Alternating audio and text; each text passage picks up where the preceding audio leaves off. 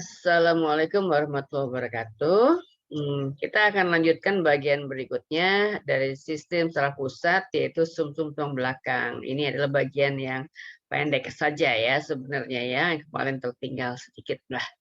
Nah, jadi ini adalah sumsum tulang belakang yang terletak di dalam tulang belakang. Namanya juga sumsum tulang belakang, ya nggak? Nah, nama lainnya adalah medula spinalis.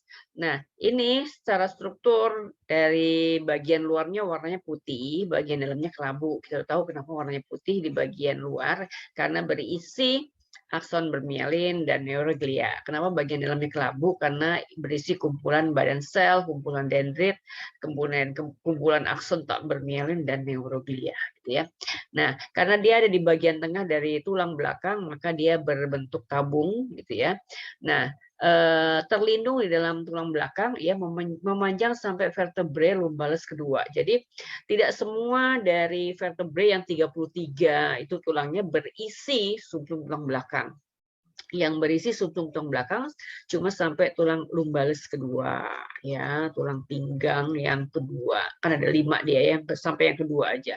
Berarti sakrum yang sisanya lumbalis sisanya yang 3, 4, 5, kemudian sakrum dan coccygeus tidak berisi sumsum tulang belakang, gitu ya.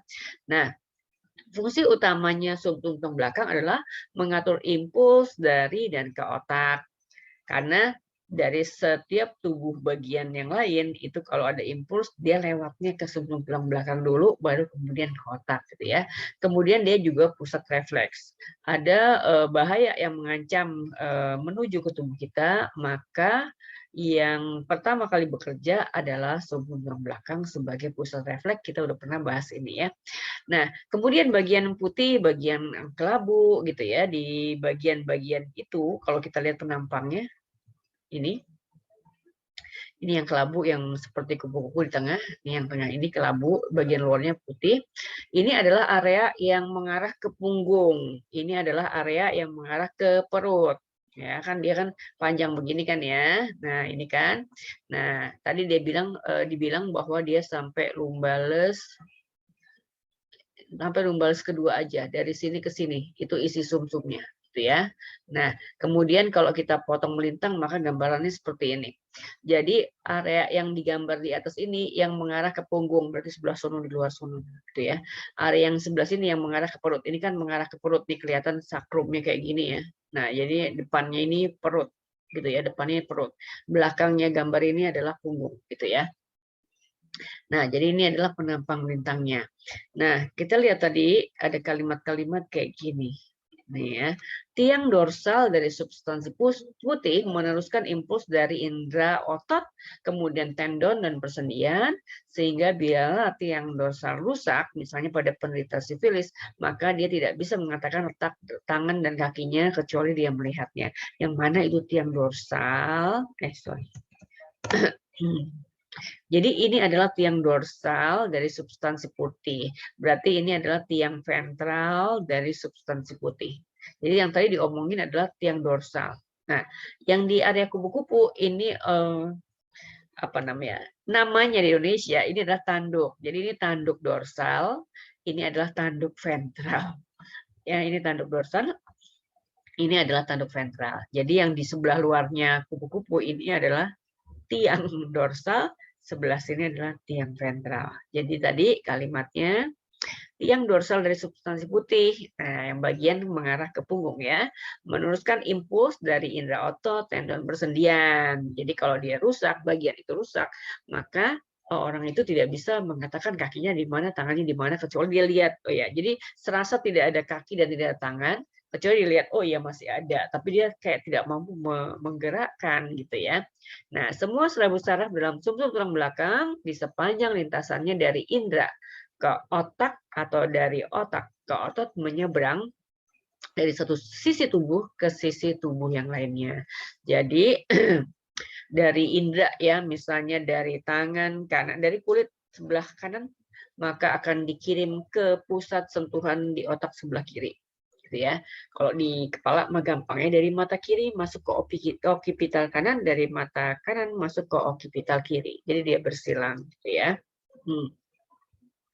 Kemudian yang masih termasuk dalam sumsum tulang belakang itu ada yang namanya disebut dengan bukan sumsum tulang belakang sebenarnya ini yang bagian dari bahasan sistem saraf pusat ini adalah sistem limbik atau renin encephalon ya sistem limbik ini bagian dari kayak areanya otak tengah gitu ya sama otak depan, bagian dalam gitu ya. Sistem limbik mendukung berbagai fungsi seperti emosi, kemudian perilaku, motivasi, memori jangka panjang, penciuman. Koordinasi emosional sebagian besar juga berada pada sistem limbik. Jadi ini berhubungan dengan pembentukan ingatan gitu ya. Jadi ada emosi, psikologi gitu ya. Sistem limbik meliputi diencephalon, otak depan bagian dalam ya, talamus, hipotalamus, kemudian bagian dalam korteks cerebrum ada amigdala, hipokampus, kemudian bulbus olfaktori. Nah, mana tuh bagian-bagiannya ya? Amigdala, hipokampus, gitu ya. Kemudian di sini ada talamus, hipotalamus, gitu ya. Talamus, hipotalamus. Nah, itu bagian-bagiannya ya. Ya, bagian-bagian yang akan bekerja pada sistem limbik. Talamus, hipotalamus, kemudian korteks cerebrum. Nah, itu adalah amigdala, hipokampus, dan bulbus olfaktori. Nah, di sini baru kelihatan nih namanya bulbus olfaktori. Bulbus olfaktori. Nih dia nih ya. Nah, jadi dia yang menjulur. Ini sepasang ya, kiri kanan ya. Nah, ini menuju atau dia menerima data dari hidung ya. Dari hidung. Nah, jadi ini adalah bagian dari sistem limbik ya, ada amigdala, hipokampus, kemudian ada talamus, hipotalamus dan bulbus olfaktori. Oke. Amigdala, pusat utama pengumpulan data sensorik dan pengatur informasi emosi. Dia terima data dari indera, kemudian dia mengatur juga informasi emosi. Jadi amigdala menerima data sensori dari talamus, dari batang otak, dari kuncup pengecap, juga informasi sensori yang terintegrasi dari daerah asosiasi korteks cerebrum. Tadi kan dibagi 3 ya, otaknya ya, ada daerah asosiasi. Kemudian sinyal neuron akan melewati amigdala dan hipotalamus serta batang otak dengan arah berlawanan ya. Dan suatu jalur utama sinyal yang memicu ekspresi emosi merambat dari amigdala ke sistem saraf otonom dan sistem saraf motorik yang somatik melalui hipotalamus dan formasi retikuler batang otak gitu ya. Jadi ini ngurusin emosi segala macam itu di sistem limbik gitu. Nah, ini adalah tadi penampangnya si sumsum tulang belakang gitu ya. Ini adalah tanduk dorsal kiri kanan, tanduk ventral, kemudian ini adalah tiang dorsal, kemudian ini tiang ventral, kemudian di sebelah luarnya ada ganglion akar dorsal yang berhubungan dengan bagian dorsal ya. Nah, ini yang di bawahnya ini adalah ventral, akar ventral. Akar ventral. Ya, yang di atas ini ada ganglion, kumpulan badan sel ya ganglion, yang di bawah ini akar aja ya, akar ventral, akar ventral. Kalau ganglion akar dorsal dia berhubungan dengan neuron sensorik. Jadi neuron sensorik masuk sini, kemudian akan berhubungan dengan neuron motorik. Jadi yang bagian dorsal ini berhubungan dengan sensorik, bagian ventral berhubungan dengan motorik. Ini digambarkan merah ya kalau motorik. Jadi ini menuju efektor. Kalau ini asalnya yang sensorik dari indera. Kalau yang motorik menuju ke efektor. Efektor itu bisa otot, bisa kelenjar kan ya, gitu ya. Nah ini sama juga gambarnya. Ini digambarkan lebih dari penampang doang, tapi ada bagian yang membujurnya juga gitu ya, jadi kelihatan. Nah, kelihatan. Jadi ini ganglion akar dorsal, ini adalah akar ventral, ini akar ventral, ini tiang dorsal, ini tiang ventral, ini tanduk dorsal, tanduk ventral, tanduk ventral.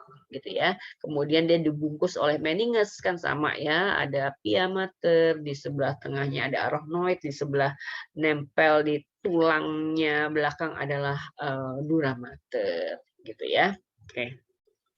Nah, itu tadi adalah sumsum tulang belakang dan sebagian kecil kita bahas tentang sistem limbik. Sampai di situ bahan kesan kita kali ini. Saya akhiri. Assalamualaikum warahmatullahi wabarakatuh.